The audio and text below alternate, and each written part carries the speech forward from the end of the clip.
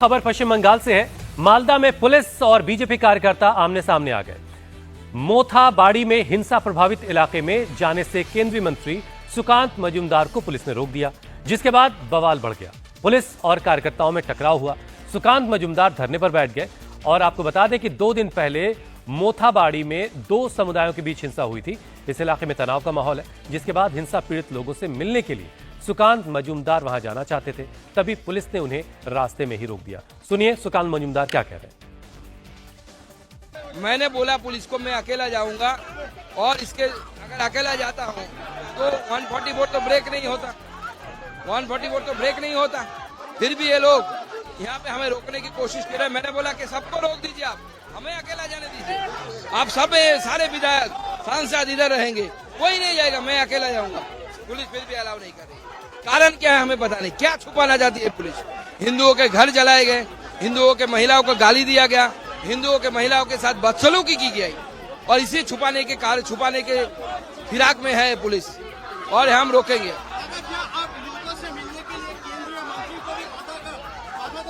एकदम केंद्रीय मंत्री को बाधा दे रहा है, जबकि मैंने उनको प्रपोजल दिया था मैं अकेला जाऊंगा और थाना में बैठ के लोगों से मिलूंगा। मैं इधर उधर नहीं घूमूंगा, थाना में बैठ के बोलूंगा। समीर चावगांवकर साहब, जरा बताइए कि ये इल्जाम लगा रहे हैं कि पुलिस क्या छिपा रही, जो मुझे जाने नहीं दिया जा रहा है, या फिर पुलिस वहां हालात काबू में रखे जाए इसलिए जाने नहीं दे रही, क्या है?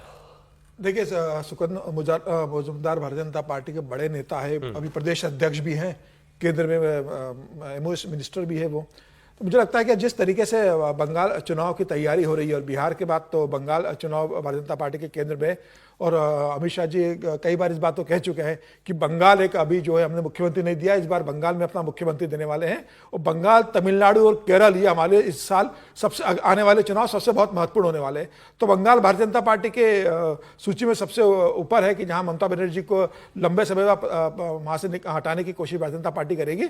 और ममता बनर्जी का जिस तरीके से वहां से एंटी इनकम जैसी चल रही है, जिस तरीके से अगर आप देखेंगे आरजी कर मेडिकल कॉलेज में जो घटना घटी थी, उसके बाद ममता बनर्जी की पूरे हिंदुस्तान में जिस तरीके से प्रशासन को लेकर किरकिरी हुई थी, भारतीय जनता पार्टी वो जमीनी स्तर पर सेंटिमेंट बनाने की कोशिश कर रही है।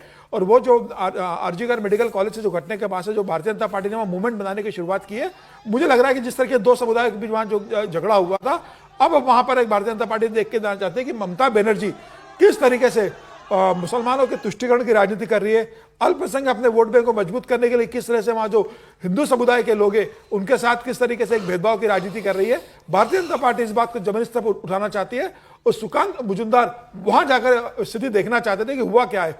अब ठीक है, प्रशासन वहां पर भी मामला तनावपूर्ण बना हुआ है, प्रशासन ने जाने की अनुमति नहीं दी है।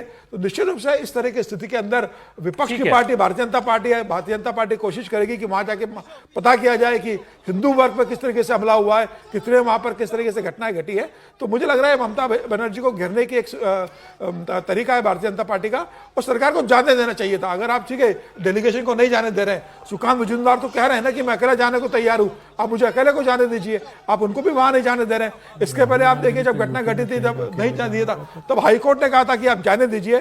तब जो विपक्ष के नेता है बंगाल के अंदर शुभेंदु अधिकारी, वो कोर्ट की परमिशन मिली, उसके बाद वो उस जगह पर गए थे। तो मुझे लग रहा है कि मुझे याद आ रहा है संभल में कुछ हुआ था, तो संभल पुलिस ने भी तमाम पॉलिटिशियंस को नहीं जाने दिया था। प्रशासन की जिम्मेदारी है, लेकिन अगर वो चाहते तो भाई विपक्ष कोर्ट में जा सकता है ना। जब शुभेंदु अधिकारी गए थे तो कोर्ट की अनुमति से गए थे। अगर प्रशासन परमिशन नहीं देगा तो भारतीय जनता पार्टी के पास ये ऑप्शन है कि वो कोर्ट जाए, वहां से अनुमति ले और जाए। मुझे लग रहा है फिलहाल भारतीय जनता पार्टी अपने संगठन, अपनी राजनीति के हिसाब से वहां काम कर रही है। ठीक है अवधेश जी, क्या बीजेपी जाहिर है अपना ग्राउंड बनाने की पश्चिम बंगाल में कोशिश कर रही होगी, लेकिन ममता बनर्जी का जो वोटर है वो हिंदू भी वोटर भी तो है ना, कि सिर्फ मुसलमान वोटर है? देखिए, सब घटनाओं केवल वोट के आधार पर तो नहीं देखना चाहिए, वोट सब में होता है। क्या हिंदुओं के साथ भेदभाव हो रहा है पश्चिम बंगाल में? चलिए, 100% हो रहा है। वहाँ पंचायत के चुनाव के, विधानसभा के चुनाव के बाद हजारों लोगों को अगर अपना घर द्वार छोड़ के बाहर जाना पड़ता है, अगर उन्होंने खिलाफ वोट दिया है, एक आतंक की स्थिति है वहाँ, तो वो तो है ही है। अभी मोथाबाड़ी की जिस घटना पर वो जा रहे थे 27 मार्च को, वहाँ क्या हुआ था, मस्जिद के सामने से एक शोभा यात्रा निकल रही थी, अंदर से जो है उसमें कुछ हंगामा हो गया, उसके बाद हमले हुए, और चुन चुन कर जो है वहां आप देखेंगे, जो अभी तो खैर 39 लोग गिरफ्तार भी हुए हैं, वहां धारा 144 भी लागू है, बाकी कुछ 19 मामले दर्ज हो चुके हैं। और वहां एकदम चुन चुन के हिंदुओं की दुकानें, उनके घर जलाए गए, वाहन तोड़े गए। वो बिल्कुल वन साइडेड घटना थी, वो वन साइडेड घटना थी। पुलिस ने किसको नहीं जाने दिया ये महत्वपूर्ण हमारे लिए नहीं है, वो उतना तो पुलिस की जिम्मेवारी है, लेकिन पुलिस अगर वहां की परिस्थिति में पहले से जिम्मेवार भूमिका निभाएगी, वहां पुलिस वहां एक पक्षीय तरीके से पॉलिटिकल अस्त्र बन के काम करती है पश्चिम बंगाल में, वो चाहे चुनाव हो चाहे इस प्रकार की घटनाएं हो। तो उसमें तो पश्चिम बंगाल एक भयावह परिस्थिति से गुजर रहा है। पश्चिम बंगाल की स्थिति हम उत्तर प्रदेश, दिल्ली से तुलना नहीं कर सकते। वहां जाने के बाद दिखाई देता है कि क्या है, गांव गांव से लोगों को पलायन करना पड़ रहा है। तो इसलिए बीजेपी अगर वहां है तो बीजेपी को यही करना चाहिए था। बीजेपी अगर नहीं संघर्ष करती है वहां के मतलब ऐसे ऐसे हिंदुओं के लिए जो पीड़ित है, तो क्या करेगी वहां फिर, उसकी भूमिका क्या है? और ममता बनर्जी को अभी हाईकोर्ट ने वहां से रिपोर्ट भी मंगाया, कहा है कि हमको सारे वीडियो फुटेज दीजिए, हम भी देखेंगे वहां क्या हो रहा है। और वहां के कलेक्टर को, वहां के एसपी को, सबको बुलाया है कोर्ट में। आने वाले होगा तो पार्टी तो अपना काम करेगी। बीजेपी की कमजोरी सही है, सारा हुआ है। अगर ये नहीं करेंगे तो इनके साथ कौन खड़ा होगा? लोग मार खा रहे हैं, घर छोड़ रहे हैं, दुकानें जलाई जा रही है, विचित्र स्थिति है। और हम लोग यहाँ पॉलिटिक्स तो होगी, लेकिन ये पॉलिटिक्स कि किसी भी उत्पीड़ित के साथ खड़ा होना, जो जहां कमजोर है, ये पॉलिटिक्स होनी चाहिए। लेकिन इस पॉलिटिक्स में केवल जाने का दिखावा नहीं हो। किसी के साथ नाइंसाफी हुई है तो उसके साथ खड़े होते हुए दिखना चाहिए। ठीक है विजय त्रिवेदी जी, सीधे सीधे अवधेश जी ये बात कह रहे हैं कि वहां हिंदुओं के साथ भेदभाव हो रहा है, आपने क्या पाया? ये आरोप लगातार लगते रहे हैं कि वहाँ पर सरकार जो है एक पक्ष को प्रताड़ित कर रही है, एक पक्ष में कुछ काम हो रहा है, और लगातार कुछ कुछ घटनाएं होती जा रही है। लेकिन इन घटनाओं के बाद क्या सरकार ने काम किया है कि नहीं किया है, क्योंकि घटनाएं सरकार तो कर नहीं रही है। ऐसा तो नहीं होगा ना कि ममता बनर्जी खुद कर रही होंगी, लेकिन यदि होता है तो उस पर सरकार को ज़्यादा सख्ती से काम करना चाहिए। मगर अब बंगाल जो है चुनाव की तरफ बढ़ रहा है, तो ये घटनाएं भी और इस तरह के प्रदर्शन भी लगातार बढ़ते रहेंगे। और मैं इस बात से सहमत हूँ कि भाई भारतीय जनता पार्टी की राजनीतिक पार्टी वहाँ पर है, वो वहाँ जाए, वहाँ पर प्रदर्शन करे या अपनी नाराजगी जाहिर करे। और यदि पुलिस प्रशासन को लगता है कि व्यवस्था बिगड़ सकती है तो एक को जाना है तो एक को जाने की भी इजाज़त दे, लेकिन वो राहुल गांधी को भी उत्तर प्रदेश में जाने की इजाज़त मिलनी चाहिए और सुकांत मजूमदार को भी पश्चिम बंगाल में इजाज़त मिलनी चाहिए।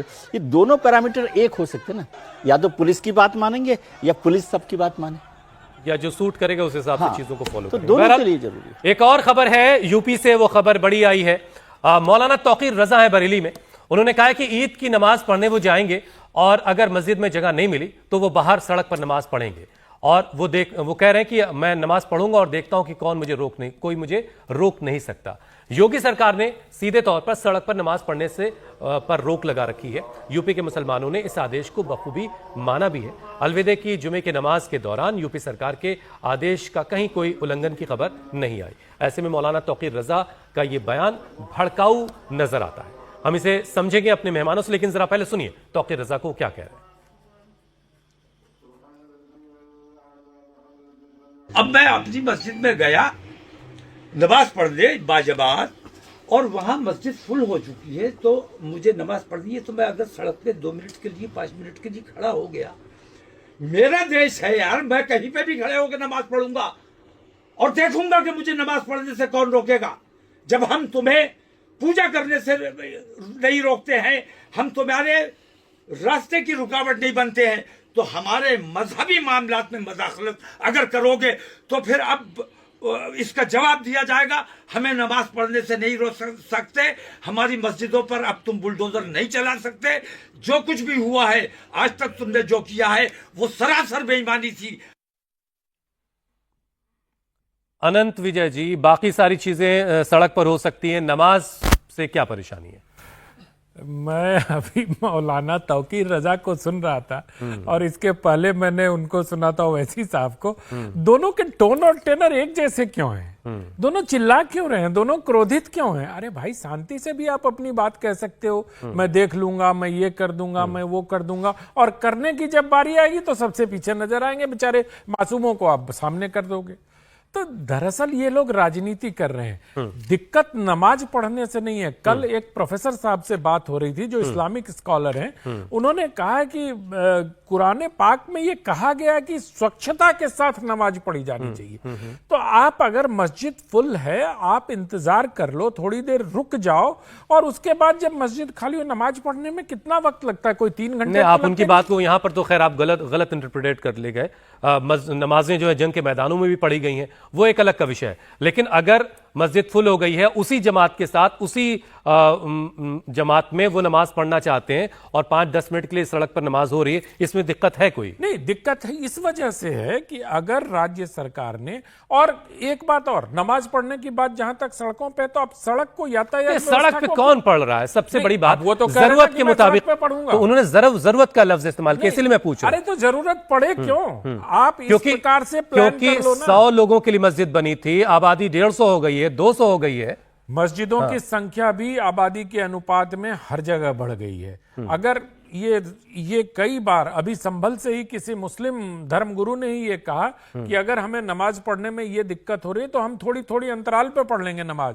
इसमें कौन सी बात आ गई? और इसको ईगो का मसला क्यों? जिस प्रकार से वो कह रहे हैं हमारे धर्म के मामले में कोई दखल न दे और धमकाने वाले अंदाज में बात कर रहे हैं, इन पर तो फौरन से मुकदमा दर्ज हो जाना चाहिए तौकीर रजा साहब पर, जिस प्रकार से ये लोगों को उकसाने वाले बयान दे रहे हैं। रही बात सड़क पर नमाज पढ़ने की, तो सड़क पर नमाज पढ़ना मुझे नहीं लगता कि ये कानून सम्मत है। क्यों? क्योंकि अगर मैं तो अपने उदाहरण बताता हूं, चाहे गुड़गांव का हो या चाहे ओखला मंडी में अपने जब कार्यालय जाता था पहले, आज से 4 साल पहले, तो हर शुक्रवार को हमें 35 मिनट वहां इंतजार करना पड़ता था। आप क्यों ऐसी व्यवस्था नहीं बनाते? आप सरकार से मांग करो, आप सरकार के साथ बैठो, आप स्थानीय निकाय के साथ बैठो, ठीक है, कम्युनिकेशन गैप पढ़ने के लिए जगह मिलनी चाहिए। ठीक है। विजय जी, आप जरा ये समझाइए कि ये जिस तरह की बातें कर रहे हैं तौकीर रजा, ये साफ साफ मुसलमान नौजवानों को भड़काना नहीं तो और क्या है? वही बात मैं करना चाहता था, और आनंद जी भी इस बात का जिक्र करेंगे। तौकीर रजा की मंशा नमाज पढ़ने की नहीं है। मतलब मंशा हो और वहां पर हो रहा है, और मान लीजिए सड़क पर भी वो पढ़ रहे हैं, तो कोई मना नहीं कर रहा, एक वो व्यवस्था की बात हो रही है। लेकिन तौकीर रजा साहब का तो मंशा है कि आप भड़काए कैसे। वो कह रहे हैं कि मैं देखता हूं, मैं कैसे करूंगा, और कौन रोक रहा है, और फिर वो उससे आगे तक भी पहुंच गए। नौजवान लड़कों के दिलों में ये बात पैदा की जा रही है, तक पहुंचा रहे हैं। और वो ठीक बात है कि वो लड़के तो वहां पहुंच जाएंगे भड़क कर, और रजा साहब कहेंगे बाद में कर लेंगे नमाज। तो मंशा वो है, इसलिए आप कन्फ्रंटेशन के साथ जाना चाहते हैं तो अलग है। लेकिन बेहतर तरीका यह है कि एडमिनिस्ट्रेशन से बात की जाए, बताया जाए कि हम 1000 लोग हैं, यहाँ पर 500 की जगह है। अलविदा जमात जो नमाज थी जयपुर में मैं देख रहा था, वहाँ जामा मस्जिद पर पूरे जौहरी बाजार जो बड़ा है, वहां पर पूरी सड़क तक वहां पर होती है सड़क पर, तो कोई परेशानी नहीं होगी। आप कैसे मिलकर इसमें थोड़ी सी लाइन ये जो है वो अजीब सी सड़क पर होती है। सड़क पर मजबूरी में आदमी आ रहा है, मजबूरी के तहत सड़क पर हो रही है ना। आप और उनकी मंशा वो है ही नहीं।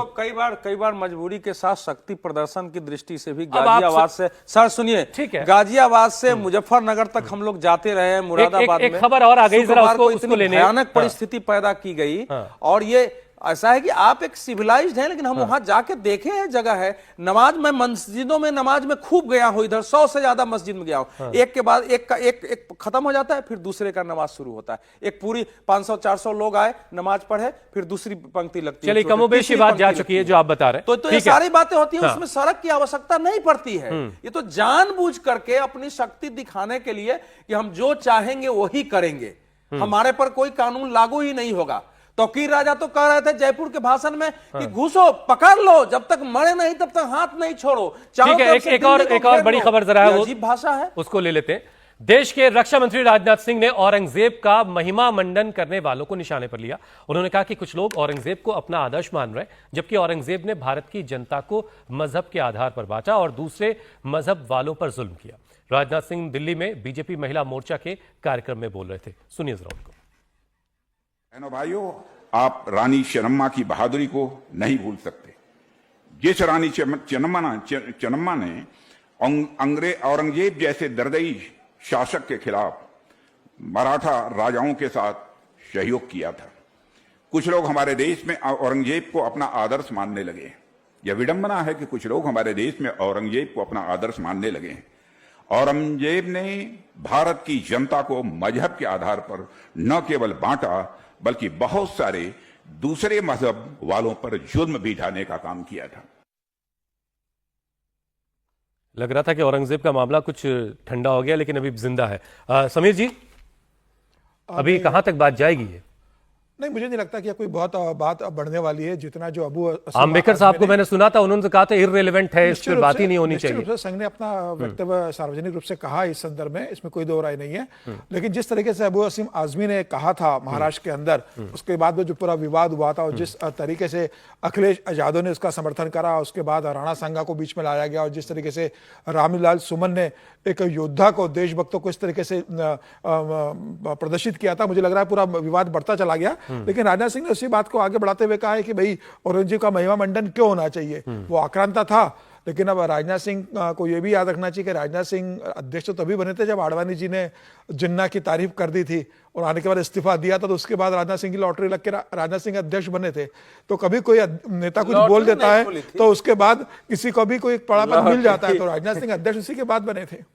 नहीं, लॉटरी तो नहीं खोली गई थी उस समय, ये आप ध्यान को अध्यक्ष जो है नेचुरली बन गए। तो देखिए औरंगजेब का मुद्दा न मरा है, और नहीं औरंगजेब का मुद्दा बड़ा कैसे मजार गए। नहीं, नागपुर में इतना बड़ा दंगा हो गया औरंगजेब के नाम पर, अभी वो कब्र का विषय लोग चला रहे हैं। ये इरिलीवेंट हो सकता है, लेकिन जो लोग भी समर्थन में चल रहे हैं, क्या उनको आइडिया है कि किसी को अपना धर्म मानने के लिए अगर कर देना पड़े उसके दिल में क्या गुजरेगी।